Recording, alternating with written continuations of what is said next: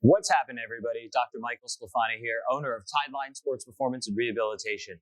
Today, we're going to be talking about your lower back. So we see a lot of athletes, a lot of patients in our clinic with lower back pain, and we know that lower back pain is really common. And when we say lower back pain, we're not just meaning people that actually injure their lower back, but people that are experiencing some discomfort, some tightness, some soreness in this area.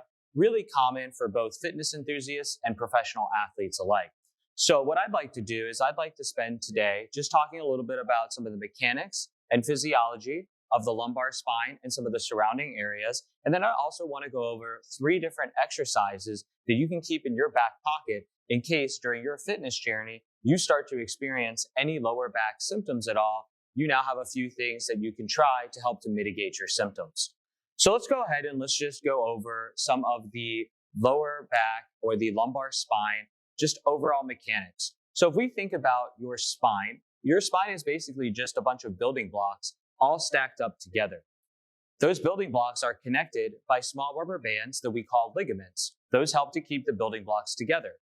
Between each of the building blocks where they intersect is what we call a facet joint, or just the joints of your spine.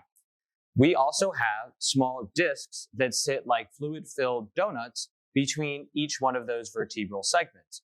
A lot of people are familiar with disc pathology, like a herniated disc or a disc protrusion, etc., right? And that's basically just that small disc that slowly starts to either protrude or have a small tear out the back end.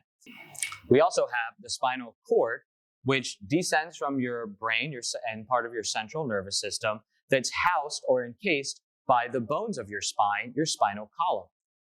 Between each one of those bones of your spine, those vertebrae, small nerves exit out there. And so sometimes people will talk about a pinched nerve, or when people talk about a disc issue and they have nerve pain going down their leg, it's because that disc is pushing on that nerve outlet.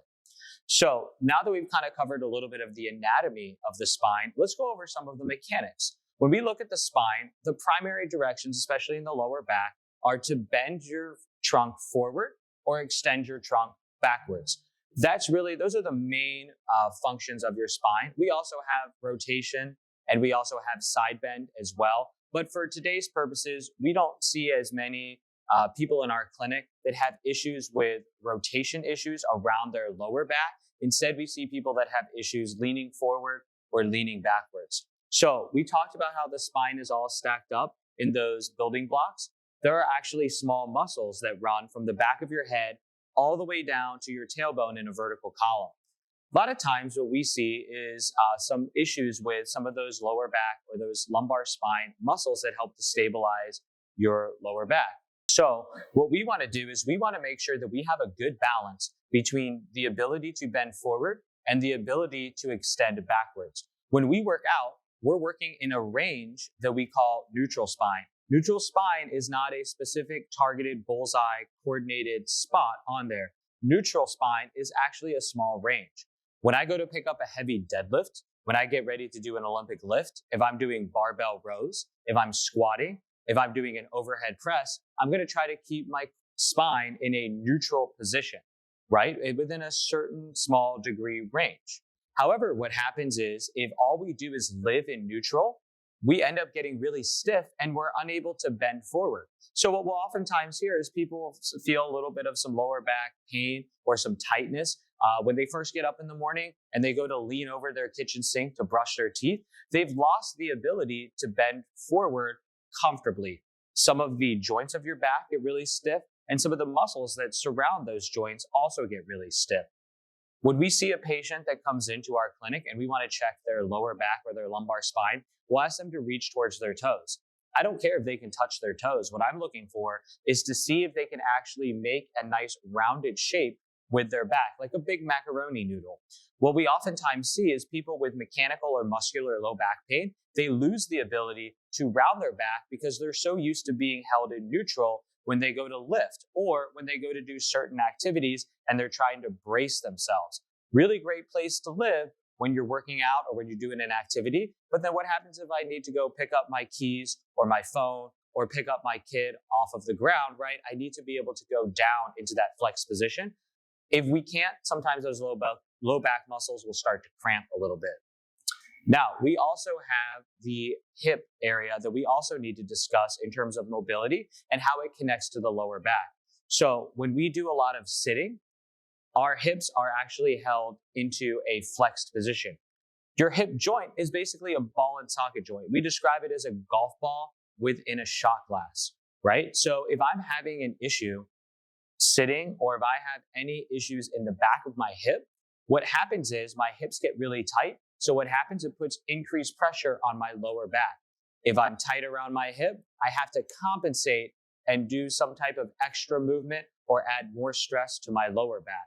So when we look at hip mobility, it's going to be really important that we're looking both the ability to bend your knee towards your chest, as well as to rotate your hip in and out. That's going to be really important when we talk about squatting and lunging. We need a small degree of rotation to be able to accommodate the weight, the terrain, the gym floor, etc. And if we don't have that, we're just putting in more stress around our lower back. The other thing that we need to think about is also what we term your thoracolumbar junction, which is basically the transition area between your middle back, your thoracic spine, and your lumbar spine, your lower back. What happens is that area where those two areas intersect between your thoracic spine and your lumbar spine can get really stiff, especially when we talk about doing any type of rotation. So again, when somebody comes into our clinic, we ask them to reach down to touch their toes. Well, as they reach down, if they have a lot of restrictions within their thoracolumbar or middle back junction there, what happens is they sort of jackknife through their middle back rather than, again, looking for that nice curve or that macaroni noodle. So that's going to be an area that we definitely want to address if you're feeling any lower back tightness or any lower back pain. Now, the majority of the issues that we see, or people that come into our clinic, experience something called mechanical low back pain, which is just basically a term for any type of dysfunction within the muscles and the joints or the ligaments of your spine. This does not include things like a pinched nerve, a herniated disc, or a disc injury, or anything like that.